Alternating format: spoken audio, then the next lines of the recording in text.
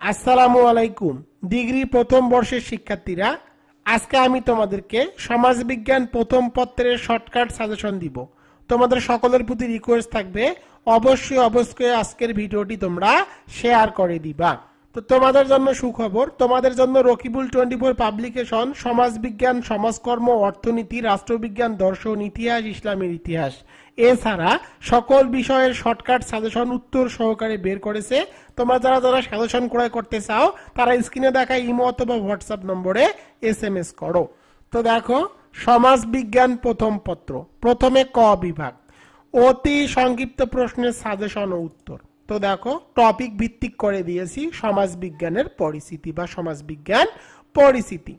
তো প্রথমে দেখো কোন প্রশ্নটি কত সালে এসেছে সেই সালগুলো কিন্তু আমি সুন্দর করে উল্লেখ করে দিয়েছি। তো দেখো, সমাজবিজ্ঞানই একমাত্র বিজ্ঞান যা সমাজ ও সামাজিক সম্পর্ক নিয়ে আলোচনা করে। উক্তিটি কার?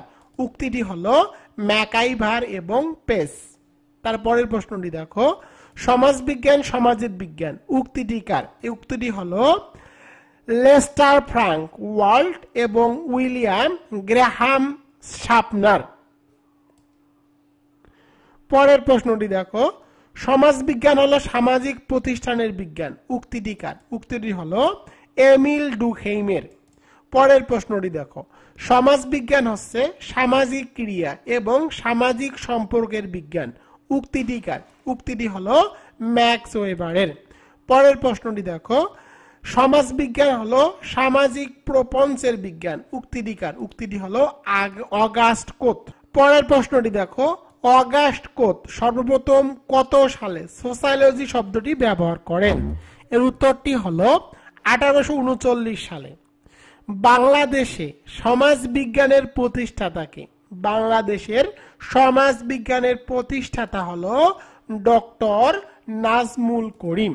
পরের প্রশ্নটি দেখো, সমাজবিজ্ঞান সর্বাধিক পদ্ধতি প্রয়োগ করেছে এবং সবচেয়ে কম ফলশ্রুতি হয়েছে, উক্তিটি কার? উক্তিটি হলো হেনরি পাইকরের। পরের প্রশ্নটি দেখো, পজিটিভ ফিলোসফি গ্রন্থের প্রণেতাকে বা রচিতাকে? এর গ্রন্থটির রচিতা হলো অগাস্ট কোত। পরের প্রশ্নটি দেখো, সিস্টেম অফ পজিশন পলিটি গ্রন্থের রচিতাকে? এই গ্রন্থটির রচিতা হলো অগাস্ট কোত। পরের প্রশ্নটি দেখো, সামাজিক বিবর্তনের ধারণাটি কে প্রদান করেন? সামাজিক বিবর্তনের ধারণাটি প্রদান করেন হারবার্ট স্পেন্সার। পরের প্রশ্নটি দেখো, দ্য কমিউনিস্ট ম্যানিফেস্টো বা ম্যানিফেস্টো গ্রন্থটির রচিতাকে? এই গ্রন্থটির রচিতা হলো কার্ল মার্কস ও অ্যাঞ্জেলস। এবার চলে যাব গবেষণা পদ্ধতি টপিক থেকে। বৈজ্ঞানিক পদ্ধতি প্রথম ধাপ কোনটি? বৈজ্ঞানিক পদ্ধতির প্রথম ধাপ হলো সমস্যার নির্বাচন ও চিহ্নিতকরণ। পরের প্রশ্ন দেখো, এর পরের প্রশ্নটি দেখো, ঐতিহাসিক পদ্ধতি কি? ঐতিহাসিক বিষয় বা ঘটনার আলোকে সামাজিক ঘটনাবলীর বিজ্ঞান ভিত্তিক ব্যাখ্যা প্রদানের পদ্ধতিকে ঐতিহাসিক পদ্ধতি বলে। পরের প্রশ্নটি দেখো, পদ্ধতি কি? কোন কাজ সুষ্ঠুভাবে সম্পাদন করার জন্য যে পথে আগাতে হয় তাই হচ্ছে পদ্ধতি। পরের প্রশ্নটি দেখো, সমাজবিজ্ঞান সর্বাধিক পদ্ধতি প্রয়োগ করেছে এবং সবচেয়ে কম ফলশ্রুতি হয়েছে বা ফলশ্রুত হয়েছে। এই প্রশ্নটা আমি তোমাদেরকে একটু আগেই শিখিয়ে দিয়েছি। পরের প্রশ্নটি দেখো, বৈজ্ঞানিক পদ্ধতি কি? বৈজ্ঞানিক পদ্ধতি কি দেখো, যে যৌক্তিক পদ্ধতিতে সামাজিক ও প্রাকৃতিক বিষয়বলী বর্ণনা, ব্যাখ্যা ও বিশ্লেষণের মাধ্যমে গবেষক বা বিজ্ঞানীগণ সাধারণ তথ্য প্রতিষ্ঠা করেন তাকেই সাধারণভাবে বৈজ্ঞানিক পদ্ধতি বলে। এবার চলে যাব সাংস্কৃতিক টপিক থেকে।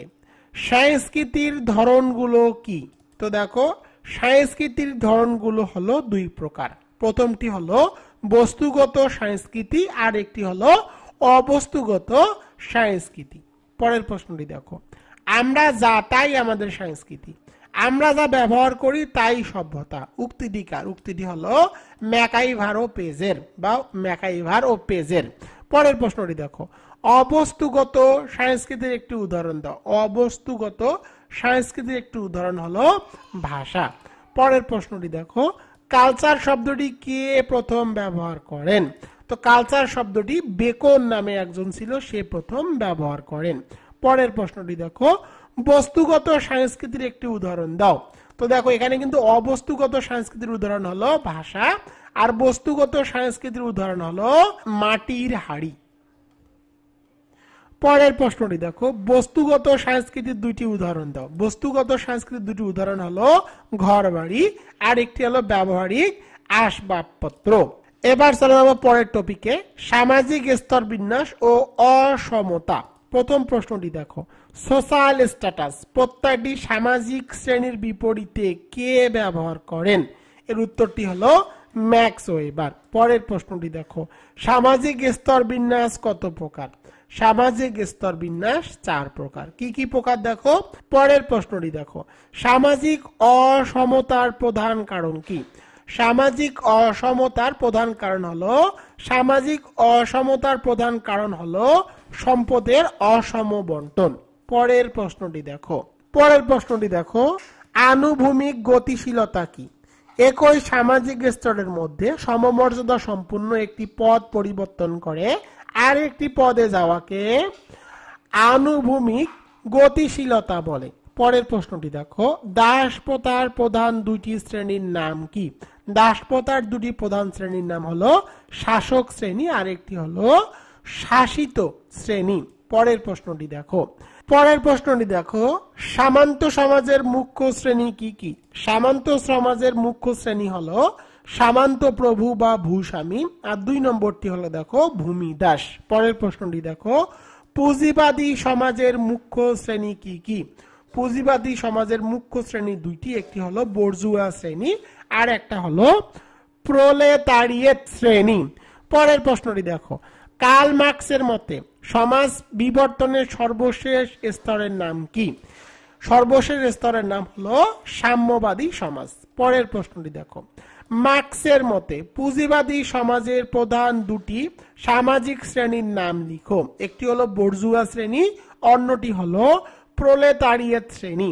পরের প্রশ্নটি দেখো, শ্রেণী সংগ্রাম তত্ত্ব বা শ্রেণী সংগ্রাম তত্ত্বের প্রবক্তা কে? এর উত্তরটি হলো কার্ল মার্কস।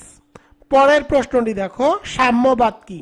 প্রত্যেকের যোগ্যতা দক্ষতা অনুসারে ন্যায্য পাওনা প্রদান করার নীতি সাম্যবাদ।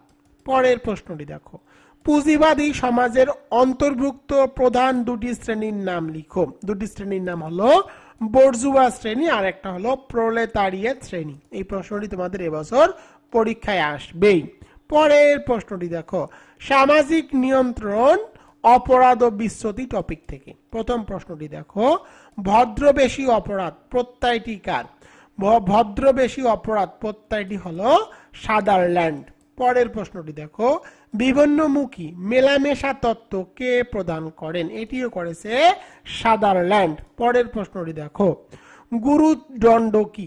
গুরুদণ্ড কি? সমাজ রাষ্ট্রবিরোধী কর্মকাণ্ডের কারণে সর্বোচ্চ পর্যায়ের শাস্তিমূলক ব্যবস্থাকে গুরুদণ্ড বলে। পরের প্রশ্নটি দেখো, প্রাতিষ্ঠানিক সামাজিক নিয়ন্ত্রণের একটি উদাহরণ দাও। প্রাতিষ্ঠানিক সামাজিক নিয়ন্ত্রণের একটি উদাহরণ হলো পরিবার। পরের প্রশ্নটি দেখো, ভদ্রবেশী অপরাধের একটি উদাহরণ দাও। সেটি হলো ট্রেডমার্ক নকল করা। এটি হলো ভদ্রবেশী উদাহরণের একটি উদাহরণ। পরের প্রশ্নটি দেখো, সাইবার অপরাধ কি? তো দেখো, তথ্য প্রযুক্তি ও কৌশলকে কাজে লাগিয়ে যে অপরাধমূলক কর্মকাণ্ড সংগঠিত হয় তাই সাইবার ক্রাইম বা সাইবার অপরাধ। পরের প্রশ্নটি দেখো, ভদ্রবেশী অপরাধ কি? ভদ্রবেশী অপরাধ হচ্ছে এমন সব অপরাধ যেগুলো করে সমাজের উচ্চ পদস্থ ও মর্যাদা সম্পন্ন লোকজন, যারা নিজেদের পোশাককে কাজে লাগিয়ে এই অপরাধগুলো করে থাকে। অর্থাৎ ভদ্রবেশী অপরাধ হলো সেই সকল অপরাধ যা সমাজের উচ্চ পদস্থ এবং মর্যাদা সম্পন্ন লোকজন করে, যা তাদের পোশাককে কাজে লাগিয়ে এ ধরনের অপরাধ করে থাকে। পরের প্রশ্নটি দেখো, দুর্নীতি কি? সমাজের বিধিনিষেধ বহির্ভূত কাজকে দুর্নীতি বলে, অথবা তোমরা লিখতে পারো নীতি বিরোধী কাজকেই দুর্নীতি বলে। এবার চলে যাব পরের টপিকে সামাজিক পরিবর্তন। সামাজিক পরিবর্তনের সংজ্ঞা দাও। তো দেখো, সমাজের মানুষের ব্যক্তিগত ও সমষ্টিগত জীবনযাত্রার পরিবর্তন সহ সমাজ কাঠামোর সার্বিক পরিবর্তনকে বলা হয় সামাজিক পরিবর্তন। পরের প্রশ্নটি দেখো, জীবনটা হয় ভূরিভোজ না হয় উপবাস, উক্তটি কোন সমাজের জন্য প্রযোজ্য? এই উক্তিটি শিকার ও সংগ্রহ ভিত্তিক সমাজের জন্য প্রযোজ্য। অর্থাৎ আদিকালে যে মানুষ জীবনযাপন করত সেটি হলো ভূরিভোজ না হলে উপবাস। পরের প্রশ্নটি দেখো, সামাজিক পরিবর্তনের দুটি উপাদান লিখো। সামাজিক পরিবর্তনের দুটি উপাদান হলো মানদণ্ড আর একটি হলো ভূমিকা। এবার চলে যাব পরের টপিকে, পরিবার, বিবাহ ও জ্ঞাতি সম্পর্ক। প্রথমটি দেখো, সর্বরেট কি? কোন ব্যক্তির স্ত্রী মারা গেলে ওই ব্যক্তি তার মৃত স্ত্রীর কোন বোনকে বিবাহ করলে তাকে বলা হয় সর্বরেট বিবাহ। পরের প্রশ্নটি দেখো, পরিবার গঠনের পূর্ব শর্ত কি? পরিবার গঠনের পূর্ব শর্ত হলো বিবাহ। মাতৃতান্ত্রিক পরিবার কি? তো দেখো, এখানে একটি বড় সংজ্ঞা দেওয়া আছে, তো অথবা তোমরা একটা শর্ট করে লিখতে পারো, যে পরিবার মাতৃতান্ত্রিক অর্থাৎ যে পরিবার মায়েরা নিয়ন্ত্রিত পরিচালিত করে সেটি হলো মাতৃতান্ত্রিক পরিবার। তোমরা চাইলে এই সংখ্যাটিও দিতে পারো। এবার চলে যাব গোষ্ঠী টপিক থেকে। মুখ্য গোষ্ঠীর একটি উদাহরণ দাও। মুখ্য গোষ্ঠীর একটি উদাহরণ হলো পরিবার। পরের প্রশ্নটি দেখো, গৌণ গোষ্ঠীর একটি উদাহরণ দাও। গৌণ গোষ্ঠীর একটি উদাহরণ হলো কোন বিশ্ববিদ্যালয়ের ছাত্র সংঘের ক্রিয়াকলাপ। এবার চলে যাব কৃতিত্ব ও ক্ষমতা। ম্যাক্স ওয়েবারের মতে কৃতিত্ব কত প্রকার? ম্যাক্স ওয়েবারের মতে কৃতিত্ব হলো 3 প্রকার। এখানে সেই কৃতিত্বগুলোর নাম দেওয়া আছে। পরের প্রশ্নটি দেখো, আমলাতন্ত্র প্রত্যয়টি কে ব্যবহার করেন? আমলাতন্ত্র প্রত্যয়টি ব্যবহার করেন ম্যাক্স ওয়েবার। পরের প্রশ্নটি দেখো, সম্মোহনী কৃতিত্ব কি?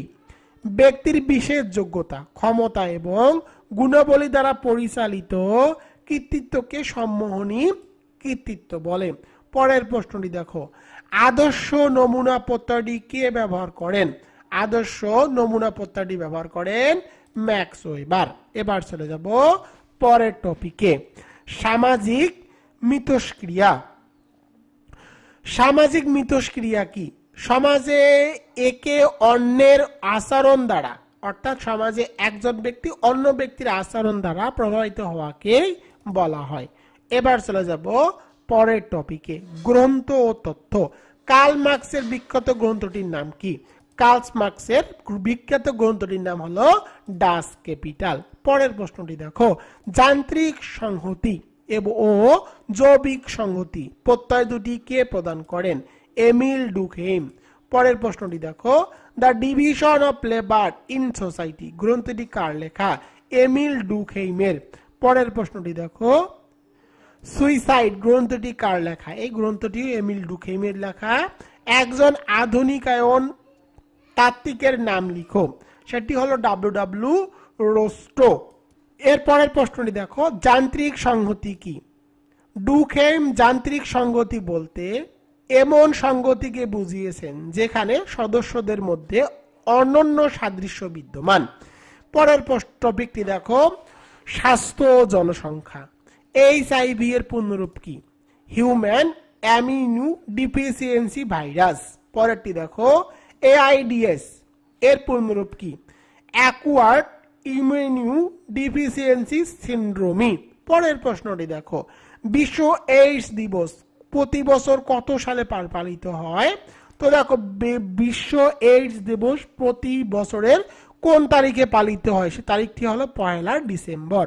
এর পরেরটি দেখো, STD এর পূর্ণরূপ কি? Sexually transmitted diseases. পরের প্রশ্নটি দেখো, দুর্যোগ ব্যবস্থা টপিক নিয়ে। দুর্যোগ ব্যবস্থার পর্যায় কয়টি? দুর্যোগ ব্যবস্থার পর্যায় কিন্তু 3টি। একটি হলো দুর্যোগ পূর্ব, দুর্যোগকালীন এবং দুর্যোগ পরবর্তী পর্যায়। পরের টপিকটি দেখো, জেন্ডার ও বিশ্বায়ন। তো দেখো, জেন্ডার কি? জেন্ডার হচ্ছে সামাজিকভাবে গড়ে ওঠা নারী পুরুষের পরিচয়, সমাজ কর্তৃত্ব আরোপিত নারী পুরুষের ভূমিকা ও সম্পর্ক যা পরিবর্তনীয়। পরের প্রশ্নটি দেখো, বিশ্বায়ন কি? বিশ্বের সকল জাতি রাষ্ট্রকে ক্রমশ পারস্পরিক নির্ভরশীলতার সম্পর্কে অভিন্ন সূত্রে সমন্বিত করার এক বিশেষ প্রক্রিয়া হলো বিশ্বায়ন। অথবা তোমরা লিখতে পারো বিশ্বায়ন হলো পরস্পর সম্পর্ক, বা বিশ্বের সংকোচন কি হলো বিশ্বায়ন বলে। এবার তোমাদেরকে দেখো, আমি তোমাদেরকে যতগুলো অতি সংক্ষিপ্ত প্রশ্ন পড়ালাম, এগুলো থেকে ইনশাল্লাহ তোমরা 10টি অতি সংক্ষিপ্ত প্রশ্ন কমন পাবা। এবার চলে যাব খ বিভাগে। তোমাদের খ বিভাগের জন্য আমি 16টি প্রশ্ন রেখেছি। দেখো, যে প্রশ্নগুলো শেষে লেখা আছে 100% আসবে, এই প্রশ্নগুলো খুবই ইম্পর্টেন্ট। যে প্রশ্নগুলোর কাছে 100% দেওয়া আছে সেগুলো ভালো ইম্পর্টেন্ট। তো দেখো, 1 নম্বরে সমাজ বিজ্ঞানের সংজ্ঞা দাও। এই প্রশ্নটি আসার সম্ভাবনা 100%। 2 নম্বরটি দেখো, দৃষ্টিবাদ কি? 3 নম্বরটি দেখো, সামাজিক জরিপ কি? 4 নম্বরটি দেখো, সংস্কৃতির সংজ্ঞা দাও, সংস্কৃতির বৈশিষ্ট্যগুলো লিখো। 5 নম্বরটি দেখো, সামাজিকরণ বা সামাজিকীকরণ বলতে কি বোঝো? অথবা সামাজিকীকরণ প্রক্রিয়ায় পরিবারের ভূমিকা আলোচনা করো। 6 নম্বরটি দেখো, শ্রেণী ও জাতিবর্গের মধ্যে পার্থক্য নির্ণয় করো। 7 নম্বরে অপরাধ ও বিশুদ্ধির মধ্যে পার্থক্য নির্ণয় করো, অথবা অপরাধ কাকে বলে। 8 নম্বরটি দেখো, দুর্যোগ ব্যবস্থাপনার বা ব্যবস্থার পর্যায়গুলো আলোচনা করো। 9 নম্বরে বিশ্বায়ন কি? 10 নম্বরে যৌতুক প্রথা কি? 11 নম্বরে দেখো, আমলাতন্ত্র কি? সংক্ষেপে আমলাতন্ত্রের বৈশিষ্ট্য আলোচনা করো।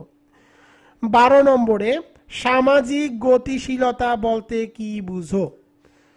13 নম্বরে মুখ্য গোষ্ঠী, গোষ্ঠী যেটি গোষ্ঠীর আরেকটি নাম হলো দল, ও গৌণ গোষ্ঠী, গোষ্ঠীর আরেকটি নাম হলো দল। এখানে গোষ্ঠীও থাকতে পারে, দলও থাকতে পারে।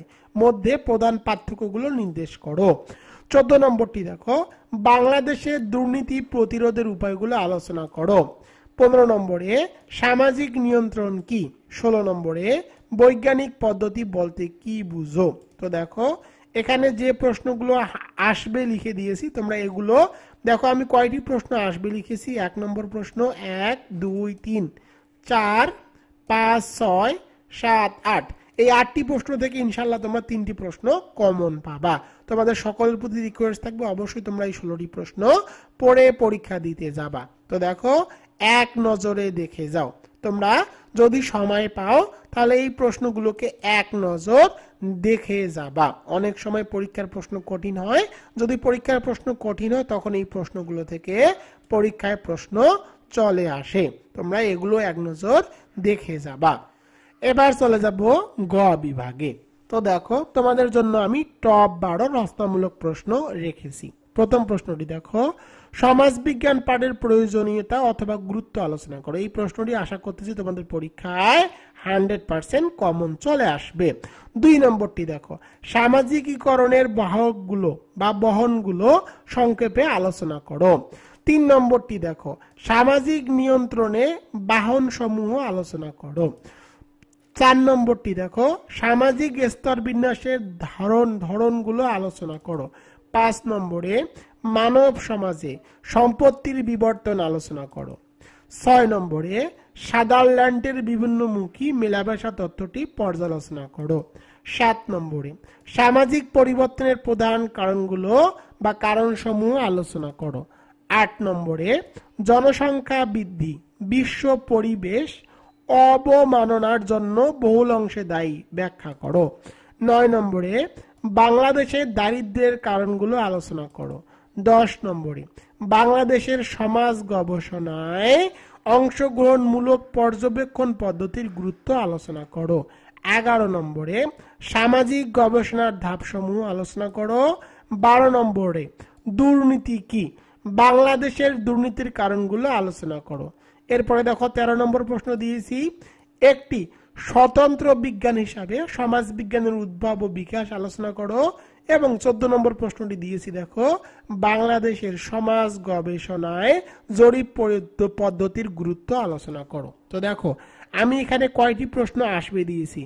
1টি প্রশ্ন, 2টি প্রশ্ন, 3টি প্রশ্ন, 4টি, 5টি, 6টি, 7টি।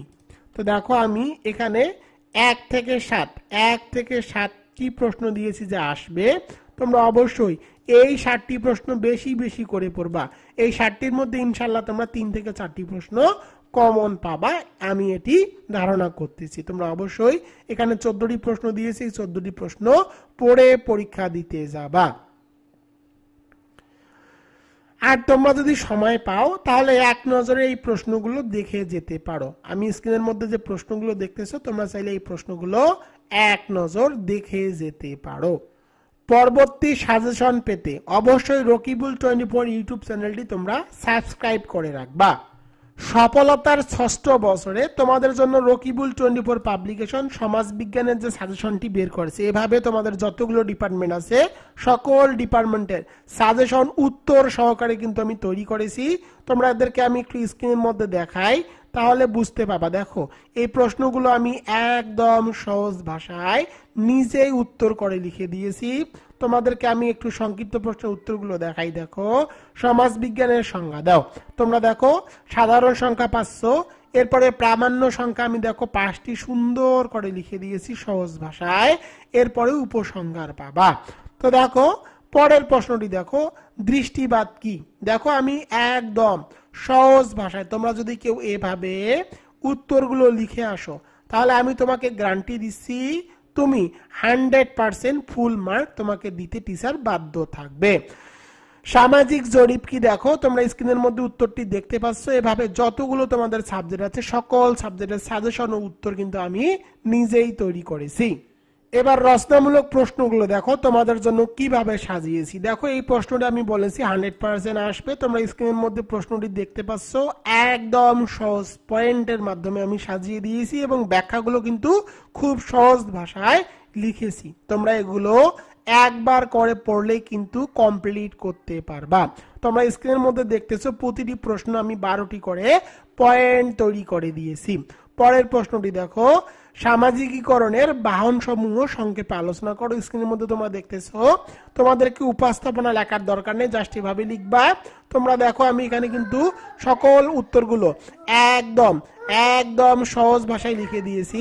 তোমরা এভাবে প্রশ্নগুলো, তো তোমরা যারা যারা সমাজবিজ্ঞান, সমাজকর্ম, অর্থনীতি, রাষ্ট্রবিজ্ঞান, দর্শন, ইতিহাস, ইসলামের ইতিহাস এই সাজেশনগুলো শর্টকাট সাজেশন উত্তর সহকারে পেতে চাও তারা এই নম্বরে হোয়াটসঅ্যাপে SMS করো।